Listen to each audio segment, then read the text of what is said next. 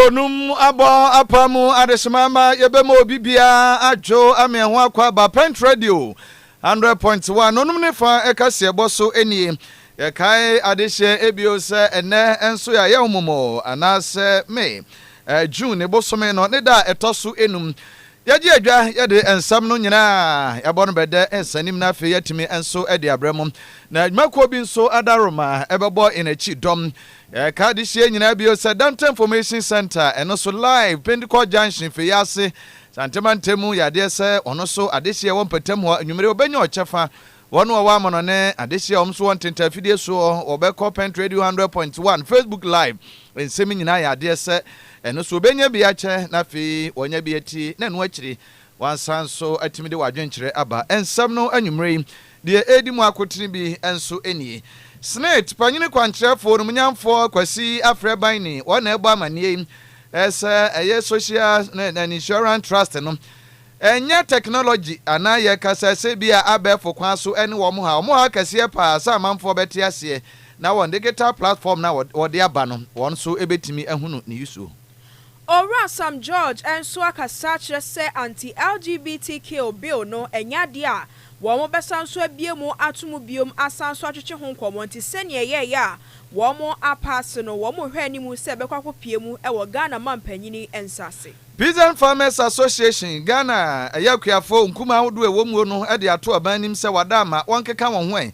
na emo ahodo a ye credit frama no ne bo ma Ghana mu no ebetimi ede tabo ato sebe ebeboa ama wono a odua emo ewo fie no wonso wanya ahoden atimi ai ne dodom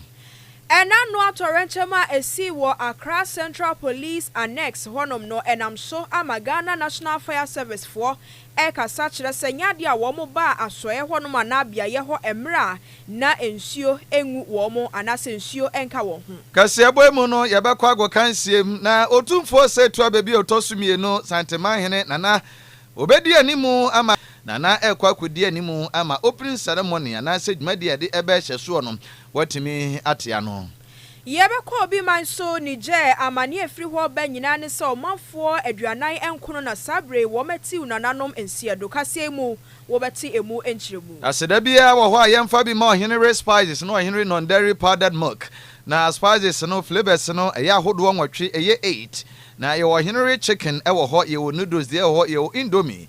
fried rice abomu de ho mechire eye beef any steam afi se aponche de ne nkrankra wo de bo anase wo di steam ho wo di twa chichinga papa bie eno so nyina Henry spices na any flavor special de aba monko de nyina nso etuetue nti ohene o mkwa be de na fi oba no so akamfo na mara be Henry dia ebi entimi enkom Henry spices o se eye de yi non-dairy powdered milk no enso ewo ho a eno na special mu no eboa men kwada wa hoden empanyimfo de yeso yenyi na kwakra enti wanya okoko bi o maske bi nya no nko se wo gari bi ena no twina no pa wi anwumre nya no so nko se bi a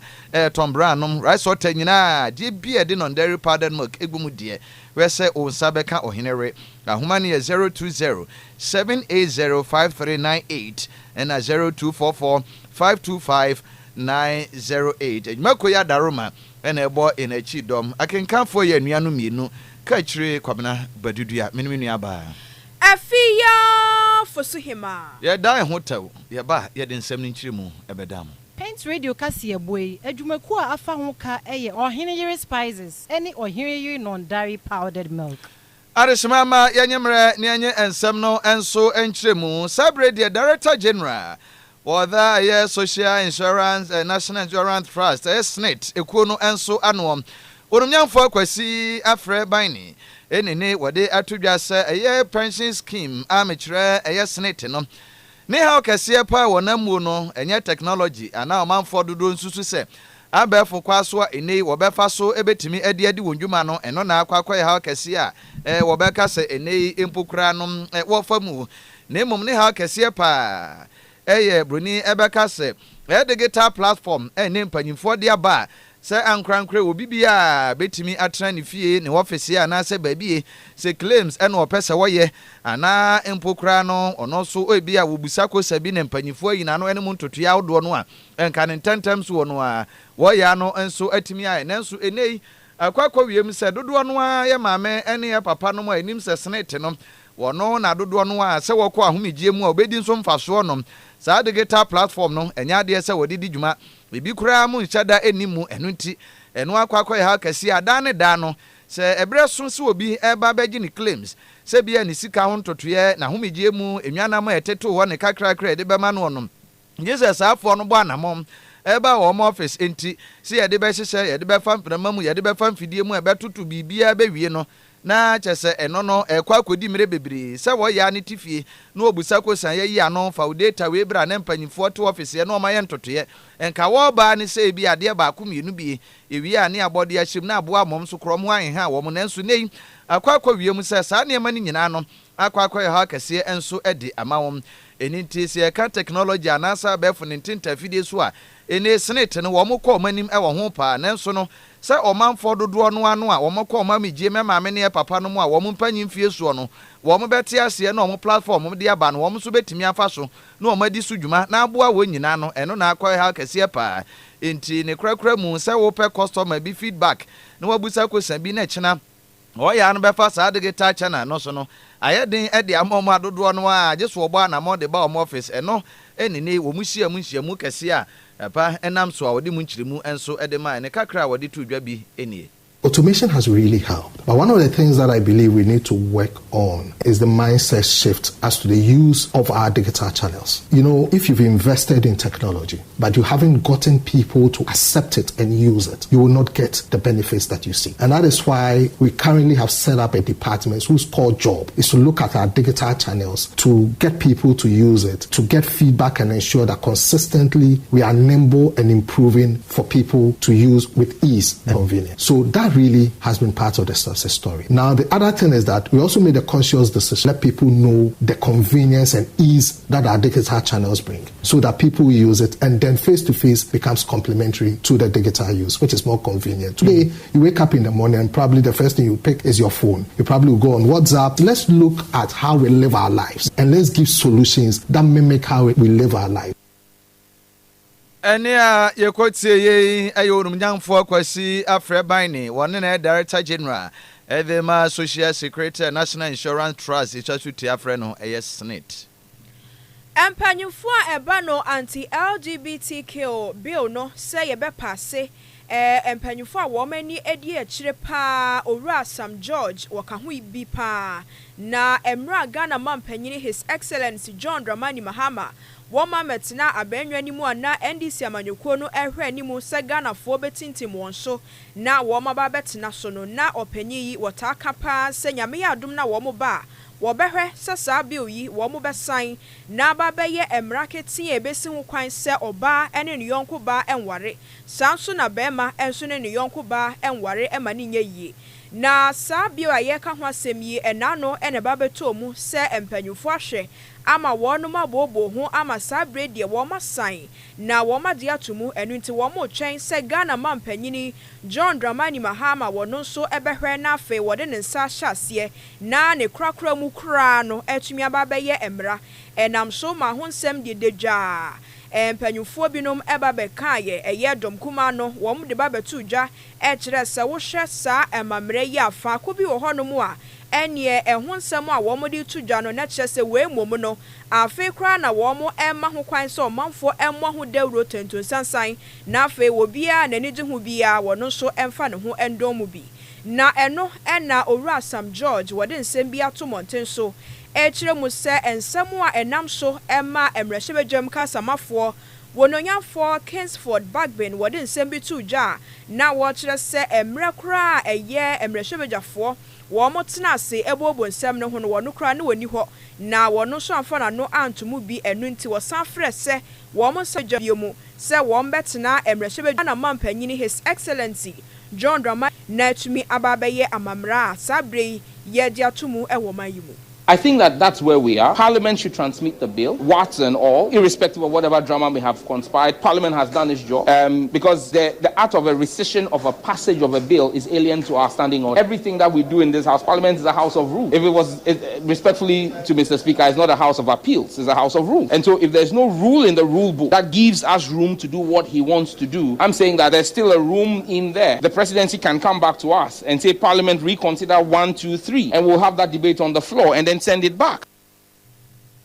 Way aye ora Sam George na amso hwa wasanso de biom etato e na wo kire se wo mo ayire wo ho asabre wo mo ka eye ebinum kra adwen ye omo se sa mamre yi sebe mfaso bi ani so enti enye ye monto baabi na oba a wo no wo kire se ne yonko ba e na ope no sanso na bema e kire se ne yonko ba wo mo a enua e na afi motan na afi nyoma hodo bebre no a enumom na wo mo so mani gye ho no wɔkyerɛ sɛ saafo no yenya wɔ mo eno na ɔpanyin ɛkyerɛ sɛ Davida sɛ yɛhwɛ sankrofo wɔ mo ne yɛ ni wɔ mo suban no a ɛne wohwɛ wodom asukɔ pa akwakwayɛ sɛsɛbe wɔ madwene no ebia na ahoma ne bi no baabi atɔkyew eno nti na wɔ mo ehu wɔ yɔnko ba sɛ wɔba etumi sekyire ne senka sɛ ɔba mom ɛna mepɛ na mom ɛnyɛ bɛɛma enti saafo no ɛho behia pa sɛ yɛde wɔn bɛkɔ ayaresabea na ahwehwɛ wɔn madwene mu esan sɛ anhwɛ na asɛm a yɛkan ebia na ani susu koraa sense ne yehu no.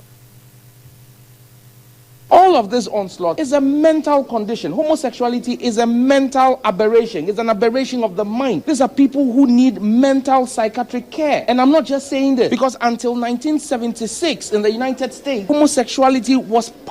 considered a mental illness in the dental and scientific manual of the US. That's how doctors who were trained in the US before 1976 were trained. The decision to take it out as a mental illness was not based on science. It was based on a campaign, social campaign. You don't change scientific fact with social science.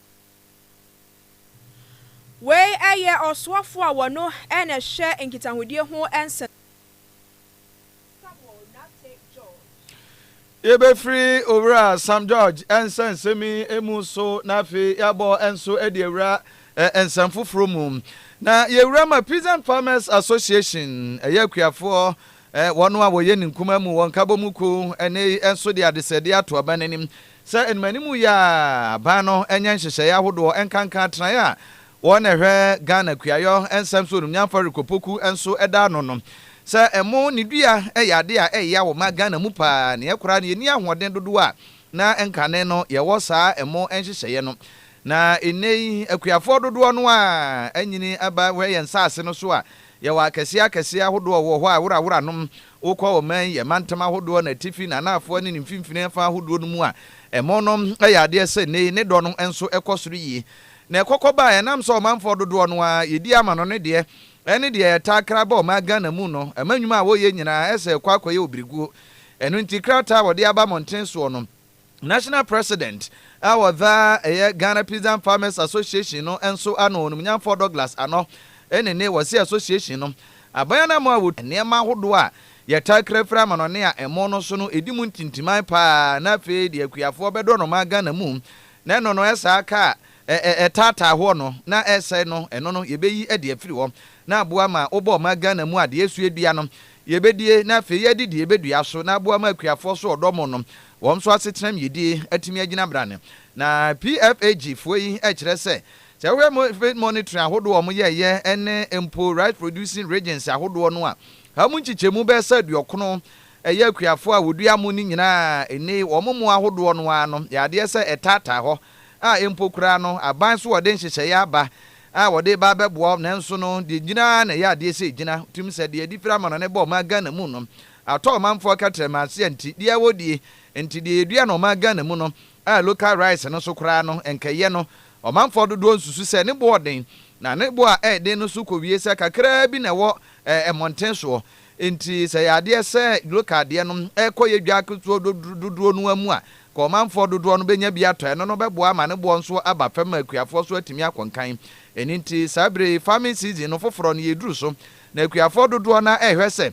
ɛba mu ni dua no a wo mbegya adua bi sɛ eduru wa sɛ dwa a wo bɛtɔn no manfo ɛbɛtɔ bi esi ade bi kura bɛkɔ amano ne ama wanya mfaso na kakra so nso de beto ho no wanya bi de adua bi afeda no enkoma sa nti se de Peasant Farmers Association echiri mu no wom se anya hwe kura nka be sa abosumi nsia nka off season no na nka bi edi atum na ne nka import no se ye kramo no de abo ma Ghana eno no atimi aba ni dru peak season no so a ye local rice no eba no a na nka aban ho no ene ya twinbreki kakra de tabo ato so na nka local de no eno so yenya bi edi a ne basa echese kɔ na aba ni ejane saa ni ese mu ye difiri Cuba ba difiri Vietnam no ba amno ne China fo eja gum ni eso ye kra de efra Bricos ni ahye awdo so ba be wuro ma Ghana mu dia ene emo na ye do no na de semfa so bia ebeba so Yeah, so a Central Police Annex Honom, and I'm so Ghana National Fire Service for Edin Sembia Tuja. Now, Waka Sachiremu say, one more enyanenti, yes, or month for Bebrenua eka, say Sabia Yano Eja eto Honom. Ghana National Fire Service for Edumaya for one more bar Honom, now Quaqua, yes, say, some machine and not say engine, a woman the Edumano, one more buy, and one more ban a sakeke, a son said not in Subia anymore. Na some way and a Greater Accra Regional Fire Service Officer ACFO2 Rashid Kwame Wama Emu Enchiremu Ediaman Central for se enye sakra na chira watchere enyina ne se eba no sa dumja adwuma no a womo okwan a wofa so na nsuo no womo ebu no brano enye sa woma sansuo na keke ne ayese pan na chese womo sese gumu anu no dabi wɔkyerɛ sɛ wei ɛyɛ nimdeɛ soronko a wɔn agye ɛne ho nteteyɛ enti nsuo no wɔn de kɔ nkakra saa na wɔn yɛ no na yɛsan so deɛ no koraa to nkyɛn a woba wɔn asɔɛ hɔ no mu a engine bia esi hɔ nom no yɛde nsuo gu mu koraa dada enti ɛneɛ wɔn twɛn sɛ abɛn bɛbɔ na ɛneɛ ready go na kyerɛ sɛ wɔn sen na mmom ɛnyɛ sɛ wɔn atu hyɛn no a kɛkɛ aba besi hɔ abra nsuo bia animu na ɛneɛ adwuma no womo ba ya womo ba be ye ne senti sansam o manfo de ato ma no asabrei womo ka ebo womo sobo no kire se nokra bia enimu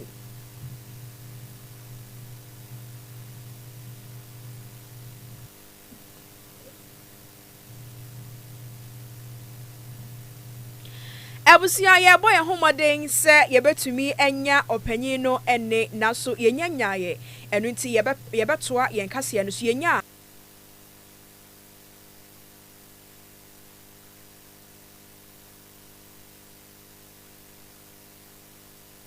To say that the fire engine arrived here without water is not true, because the fire engine is such that it is designed in such a way that as soon as it's parked at a fire station, it's supposed to be fully loaded with water. So we don't have a situation where you come to the fire ground and then there is no water. But what normally happens is that the moment the car comes, we are supposed to connect from the hydrant to the pump, then from the pump to the fire scene. That is the way the drill is being performed. You connect from the pump to the fire ground, then you also connect from the hydrant to the pump. The indication is that when you are discharging the water to fight fire, you are replenishing from the hydrant into the pump. That is the way firefighting is done. So the problems normally we face is that when there is no hydrant, what happens is that when the water is exhausted, you need to go and replenish. And yesterday, those of you who came around there with us, that we had 5 fire engines here and an AMA tanker. So for anybody to say there was no water, that's not true.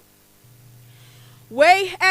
Greater Accra Regional Fire Officer ACFO2 Rashid Kwame wano ena wotening kano. Ora Fifi Kwete wano na rankrata samso ema the National Democratic Congress NDC amanyuku no na wonso ede adesede ato party na chitafo ani manu achiri kokobo esan so etato dendenne pa senei we amanyoni na we NDC amanyuku no nimu a wasa wo masom eya de se ehia wo pa so obesoma manyuku no na no akiri ebi aka wo man Ghana na nkwankwa ese wo personal ambition se de wa ankasa wo de wa nkwankwa ne de eka wo nko akwakwa wo de ne yankonam nti mumfaso de ne dodode a wudi party na chi a wo benya no eno na wo kwakwa ye nti obi a ba mu ese wo ba ba pritumi ni dibre ene saa ne ma no wo se saa ne ma de onso so kra wo NDC amanyuku ni di mu Nemum se tumi a wombenya ene ade a wombeye bia no enye tumi na wobenya anase dibere na ede bema no nemum ewa hoɔden ne wonim die a wode beboa mo ɔma no mpuntuo no ɔma no nkyekyereɛ akɔnka no eno ne ade edi mu ntintimai pa owura fififi abekpete din semi tudwa na ebra jumfo na mampanyi da excellency Flaletana General Rollins one na srafo dom edi mu afia pem ahenkro edioson enkro 1979 eye June bosomi da na etoso nan a sojafo nkuma tisi monten so na enwachire ehomere SMC2 Supreme Military Council FWK Akufo na ehomere wodano ene mpanyimfo aduo bi a na osusu se wo me ya aba mu mpanyimfo a na ehomere soja aban eye niema foforosam a na nsem fata nyina ene ehomere ne mantie tisi monten so a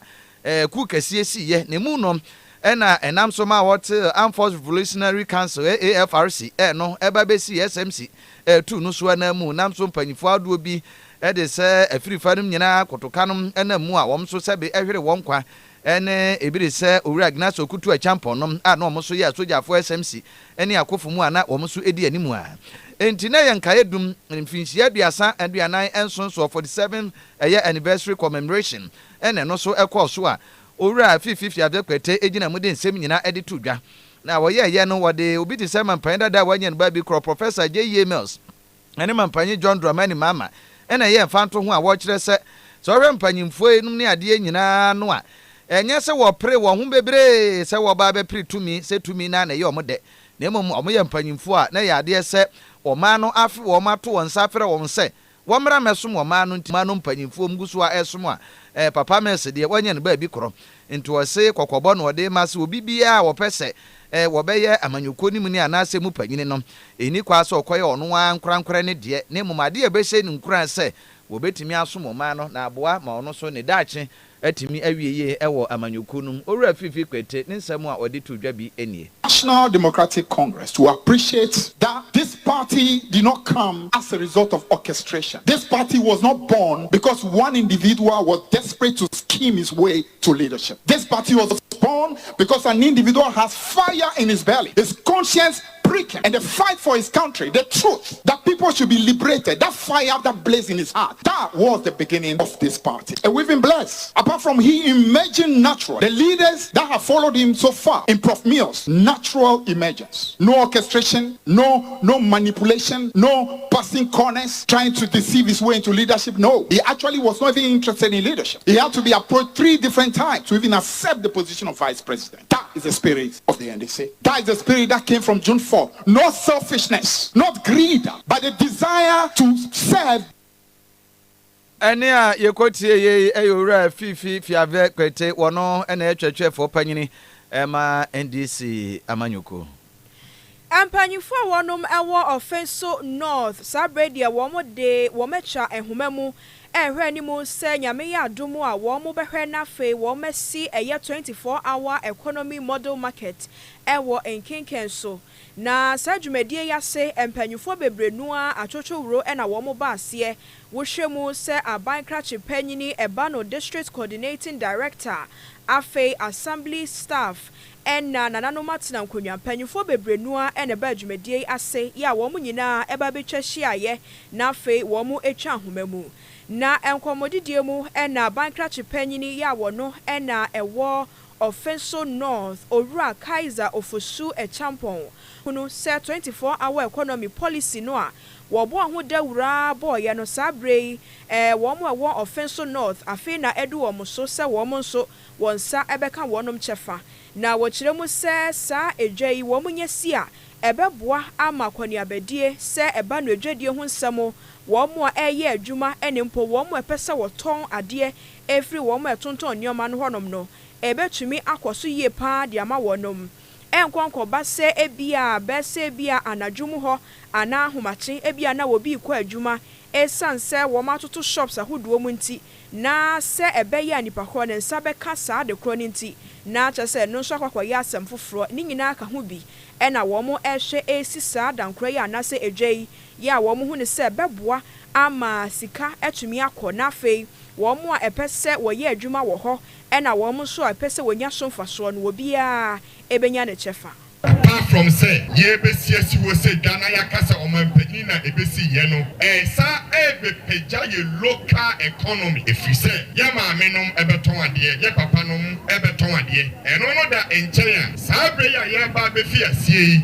eye a source of employment on its own if you say ebebie kwan ama ya fa emobru bebre ama omo aye edwanimu adwuma contractor Oscar ana omanpanyi hwehwe mu no wo hu credibility omu ana ode adwuma no ema wo adesede a mede etum onim ni se enkinkesu minuanom emaburu bebre ewo ho a ye artisans ye sua adwuma no ye wo nimdie no ye besrem ye nyusu wo mu ye tap into omo artisanship no na yemfa omo anya aduma se ensuo na mo pa ye o ma o mbeko nsuo blog na mo pa ye o me mo o betwa blog anya na mo pa twa ye wo empanyimfo a omo ebesa anwan dey amam Onipa wotin nke wono na ye aban krache panyini ma adehia wonom ewo offenso north wononyamfo Kaiser Ofosu Echampon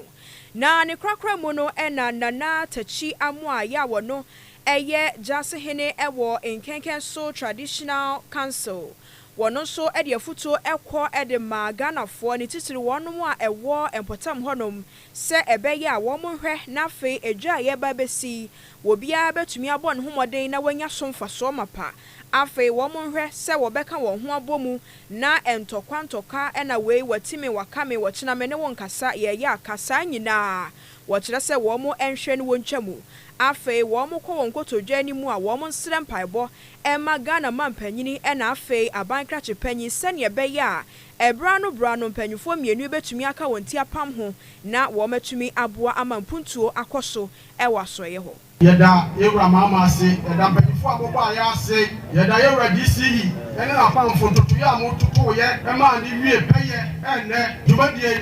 baso na ye sere ne se edwa a ye besi ni hai eye official no fu nyina dwa eye asantemen dwa eye Ghana man nyina dwa efise anya kinga sufu dwa eye Ghana man nyina dwa efise dwa de obi free echichiri no aba obi free anafo no aba obi free atoye no aba obi free poye no aba obi ti ha no aba wode ne dia aba obi so de ne dia aba wo beto obi so beton wo so wo koton obi beton enu ti eye Ghana man nyina dwa yes that's say nyina fampa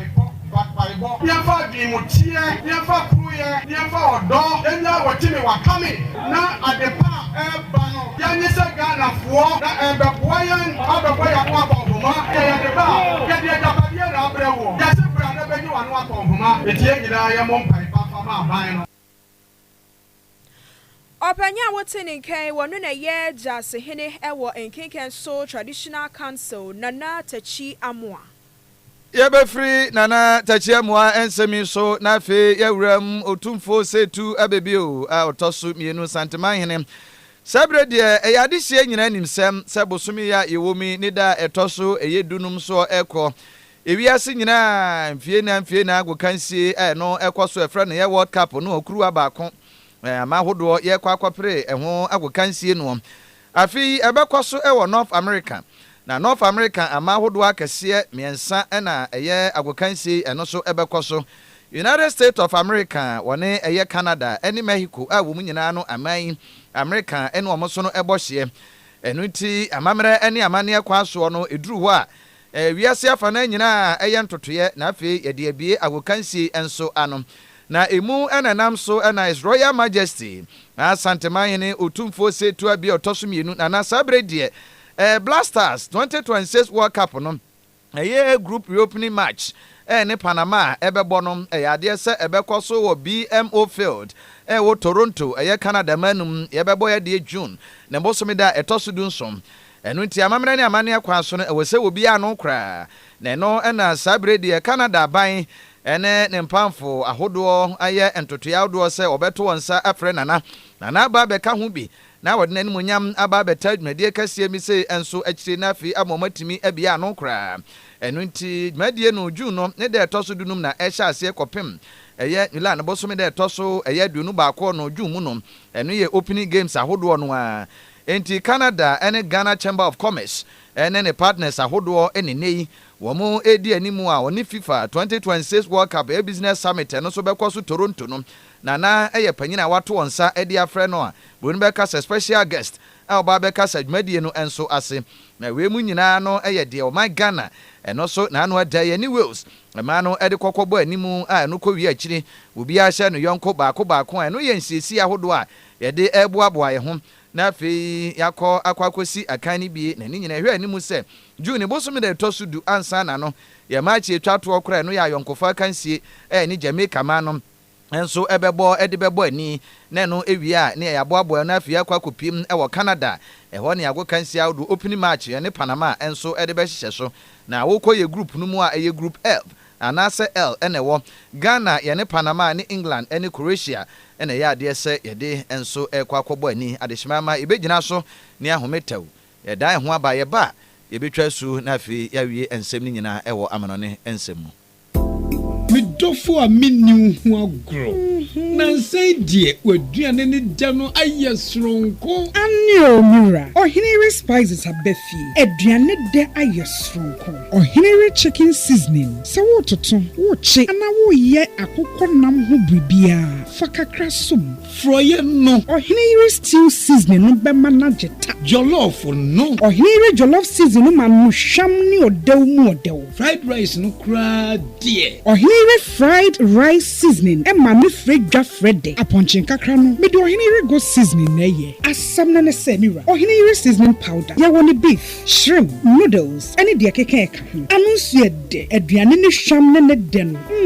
ubedi edibium enti obapa ohinere spices abama yen aduane no aye dedede efrise ne die ne nso aye dedede ohinere spices edeye ewodwa hodro mu etufon for 020 780-5398 and 0244-525908. FDA Aji Ejedian Kratui Atum. Abusia yada sesa woni atena na yada ne ehoteo aba ye wie kase no kra e wo bi man so na we ya rahosam a efri ni je man ni mu eba e kire se omanfo aduanan enkono 49 na sabre de wo ato anananom ewansiedo na ne nyina eye enano yenuano muslimi afasha na wo mu edi edo ada ena empanyufo ana wo manfo aduanan kuno yi wo mu ekire se wo mu free fa kwa wo mu wo na chese wo mu free mali honom na wo mu de omani akire mu ewo nije esanse ehonom ena wo mabusua santen no wo mu ewo na nkaja wo mu ne abusuafo aka wo ho abomu edi afashe kama nanso esanse wo mu enam eye desert ne so na fe wo mu hyen a wo de nam no edumre bi na chese ehyen na sei ensuo ena enuane ho nsam so ba be ye den pa de ma wonom enti wo mu bo homodin a wo mu ebenante enante ebo homodin bia senka wo mu betumi akwa animu kakra na nkaja wonsomo manfo binom aboa wo mu nanso wo ma nukura baabia ena chesesa nipa makomako aduanan kunu yi enam insukom ena ahokyere ena afa ho nsensem nti sabre de wo mu nyina ato ananom ewo ensiedo ewo akwantimfi ebre kra ekura na wo mu ekom no wo ma nkwan kodu honom enti we ya rahosam a efri ni je emu mpanyufo a wo mu de tudwa enne anwumre ewie aha ena ebrebe makwan ne de kase ne nyina esi ye behwe ne edi mu akotene ebi what is sabre ora Sam George se hu hia biomu se anti LGBTQ bill no wo mo besan so aka ho asemu ebiom ewo mrehye bedwam na emom ye ntiase na Ghana mampanyini ensan akuafo ma Ghana mu odua mo enso de ato abayanim se wadarma wom de enhye bi beba na emu a yekrefra manone eba ma Ghana mu no eduru bre bi a yate so a ebeboa yi na sabere de emu omudua ye nyina no eya de se eseye Ghana National Fire Service for enso ekasa se na no torenche mu a ekwo so a wo mo eba beboa de hye ya na wo Accra Central Police Annex honom no ebinom asama a wo mo eka se wo mo ba ye na ensuo eni wo mo hyem no wo kire se sansem ni nyina eye nkontompo ora fifi kwete so wade kokobo ema NDC amanyuku no nkanka mu achitafo no okura tumi awodo se won susu mpre se da ne da wo pre tumi na mom ade a wo so pre pa so benya ho fama no odo ama amanyuku ne kwa obefa so a won so onim de wode beboa oma no empuntu arshimama yade ensem no ebesi na yesan so atibi oso tumfu situa bi won so bedi edomanim opening match a Ghana yebebo yene Panama ebekọ so Toronto no na special guest of honor campaign for outdoor majmadi no so no atimi abaso aseda PSC bi wo ho a yamfa bi ma Henry Spices no Henry non dairy powdered milk na spices no flavors ahodo nwotwe ye wo chicken wo ho akokode noodles indomie no papa bi jollof rice ene fried rice ye ho abomu michire beef stew papa ena wode ya wo se no ne de no wodi bi so mu afa ponche de se wode ye chichinga wode bo wo nkwan ne nkrankra papa bi wode ya wo nkate kwan na mu bia no wo se go to de ne de ebi komu afa shima na ase monko de no so de mu bia wode wo no kama ema ne ye de yi enti Henry Spices wo se de yi no dairy powdered milk no wo ho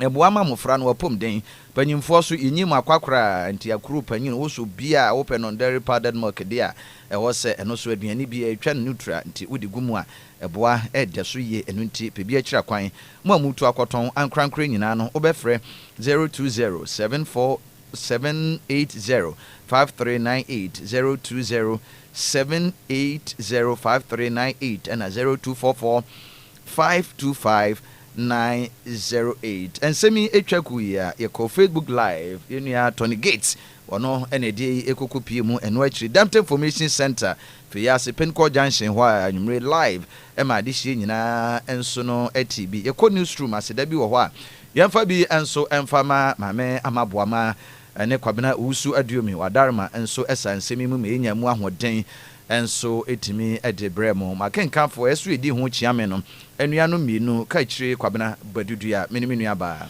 Afia Fosuhima na yebe sore ni ama mu nyina moni tie we every head of radio eye nana manu nana ese sabrede yemfa sa akwanya so na either Samuel Kofi Manu special birthday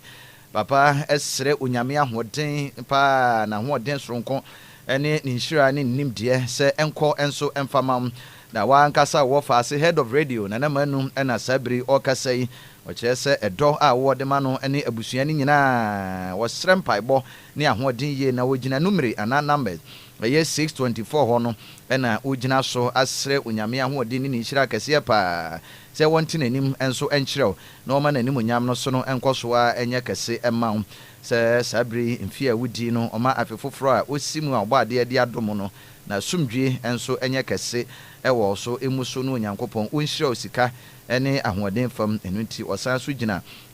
John 1:2 ho Yohane